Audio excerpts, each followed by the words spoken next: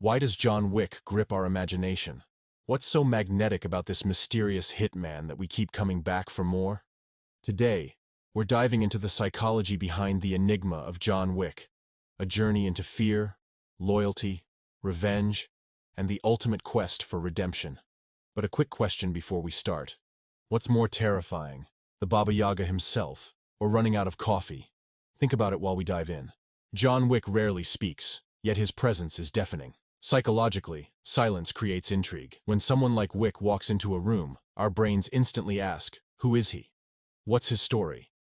This taps into our innate curiosity, a survival mechanism from ancient times when knowing the unknown could mean life or death. Wick's silence isn't just cool, it's commanding.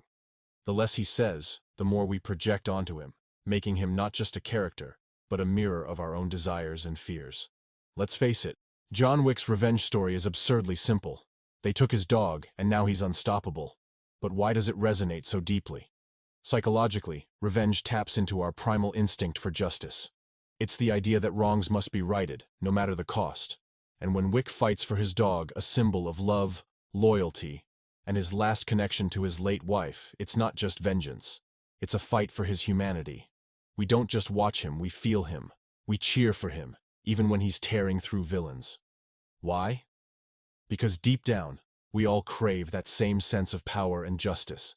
One of the most intriguing parts of the John Wick universe is its rules, the Continental, gold coins, and the Code of Honor. This structure gives the chaos meaning, grounding the story in something bigger than Wick himself. Psychologically, humans are drawn to rituals. They create a sense of order in a chaotic world. Wick thrives in this world of structured anarchy, and we admire him for it. He's both the rule breaker and the rule abider, walking a fine line that keeps us glued to the screen. Seamless transition. And speaking of lines, Wick walks. Let's talk about the balance between vulnerability and invincibility. John Wick isn't Superman. He bleeds, he falls, and he mourns. But this vulnerability makes his strength even more compelling. Psychologically, we connect with characters who show flaws because it makes them human. Wick's grief over his wife and dog isn't just a backstory. It's his driving force. And every punch he takes reminds us that he's fighting for something beyond himself. John Wick isn't Superman. He bleeds, he falls, and he mourns. But this vulnerability makes his strength even more compelling. Psychologically, we connect with characters who show flaws because it makes them human. Wick's grief over his wife and dog isn't just a backstory.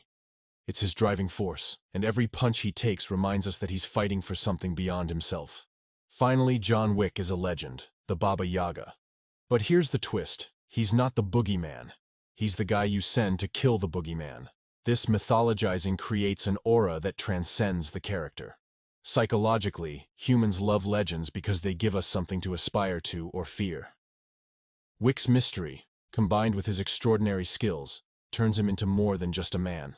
He's a symbol of unstoppable determination, and that's what keeps us hooked, because we all want to believe in the power of perseverance, even against impossible odds.